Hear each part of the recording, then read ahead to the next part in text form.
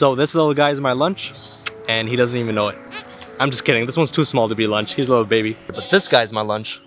And it's going to be done in a halal manner, so it's not too young, it's not too old, it's perfectly healthy, the animal doesn't have any deformities, and we're not going to sharpen the knife in front of it. It's not going to be stressed out. It's going to be done quickly, as humane as possible with a sharp knife. We're not going to do it around the other animals. We're just going to lay it down, and with one quick slit of the throat, it's done. And then we can skin it and we can make it into segments. Part of it will be donated to charity, others to family and friends, and of course we're going to take some home because I love lamb chops. And I think it's important we remember where our food comes from, because it's not just from the supermarket. There are actual animals, and unfortunately not every animal that we eat comes from such a beautiful place like this, where they are free to roam around and play, they're healthy, they're not jam-packed, they're fed properly. I'm going to make a simple marinade with yogurt, ginger, turmeric, and garlic paste, ground cumin and coriander, black pepper, olive oil, and lemon juice. We're going to grab some lamb chops from the lamb that we just slaughtered and let it marinate. Then cook this on medium-high heat for about 5 minutes on each side until it's nice and brown. Shout out to my buddy Oz for showing us around his local farm. And honestly, this just seems like the most natural and peaceful way of consuming our meat.